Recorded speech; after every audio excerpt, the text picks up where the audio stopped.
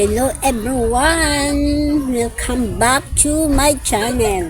So ayun guys, gusto ko lang po mag-update sa inyo na yung aking BBM na one time na nag-video kami na nasa bahay na sinasabi ko nagkasakit.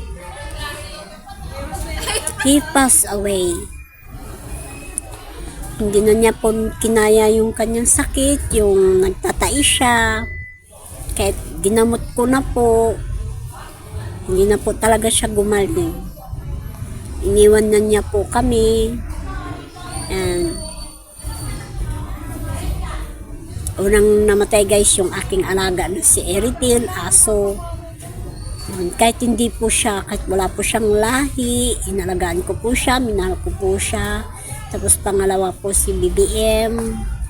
Yan, marami na po akong aso na inaalagaan ko. Nagkasakit sila, hindi nila kinaya, nagmatay sila. For ano lang guys, masakit talaga mag-alaga ng hayop. Ano pong hanap? Yung ordinary. Anong klase po? Yung parang ginagamit sa construction lang. Ang bata? Oo. Ay, wala po, puti lang. Puti lang po sa amin. Oh, wait lang. Andun sa bahay. Ow! Baka maiwan yan. Ate, dito tayo. Okay. So, ayun guys, medyo naputol tayo kasi merong customer. So, yun nga ang sabi ko, mag-alaga tayo ng mga aso, tapos mahalin natin, tapos magkasakit, malungkot ka, mas lalo na po kapag wala na po sila, mas lalong masakit talaga. Para ka na rin nawala ng mahal sa buhay guys. Umiyak ako, hindi ko inano na basta, paalam na lang ako sa kanya na kapag hindi na niya kaya, go na, okay lang ako. Kahit alam kong lumalaban siya, pero hindi na niya talaga kinaya. Pinalibing ko siya kay uncle. Sabi ko, kapag ano kasi ay hindi ko kayang tingnan siya na wala na siyang buhay, iniwan ko siya sa bahay ng bahay ng mama ko. Sabi ko, kung ano mang mangyari dyan, libing na lang. Kasi hindi ko kaya na tingnan siya guys. Kasi masakit sa akin eh. Siyempre, minahal ko yung aso ko. Minahal ko ang pusa ko na yun guys. Sobra. Kaya, yung ano ko, minsan alaala na lang yung tinitingnan ko sa kanya para maano lang yung ano kapag na-miss ko, titingnan na lang po ako sa video. Kaya yun, sa may mga alaga dyan, ayan, alagaan nyo mabuti, huwag nyo silang sasaktan, mahalin nyo sila. Kasi para din naman silang tao, guys. Sobrang bait nila kapag nagano. Kasi sobrang namimiss ko si BBM. I miss him so much.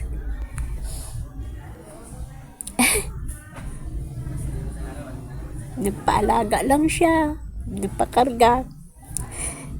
Tinignan niya ako.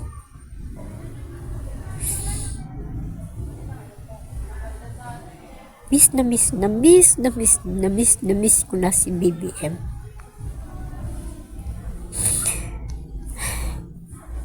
Kaya alam ko, kasama na sila ni Eritil at kasama na rin sila ng daddy niya. Yung taong nagdala sa akin, nagdala sa bahay, yung daddy niya. Anak siya ni Nana. Nalagaan namin siya. Siya lang yung pinakaunang lalaki na anak ni Nana. Tapos sumunod, hindi na nga nagkaroon ng lalaki. Puro, ano na nga siya. Puro babae na nga yung anak. Tapos si BBM nag-isang lalaki ng anak ni Nana. Kaya nalagaan namin siya noon ng asawa ko. Ngayon, wala na rin yung taong nagdala sa kanya. He passed away noong July 3. na-aksidente siya. So, hindi na rin niya kinaya, kaya bumitaw na rin siya, guys. So, iniwan kami ng daddy niya. Yung unang namatay, yung aso ko, si Eritel, sumunod yung daddy, yung partner ko, tapos sumunod si BBM. Ay, hindi, sumunod yung lolo ko, tapos sumunod si BBM. Sobrang sakit, guys, sa akin. 2025, sobrang, yung mga naranasan ko, guys, sobra. Pero okay lang. Enjoy pa rin natin yung sarili natin. Huwag isipin ang problema. I-enjoy na lang, guys. So, ayun. Maraming salamat, guys.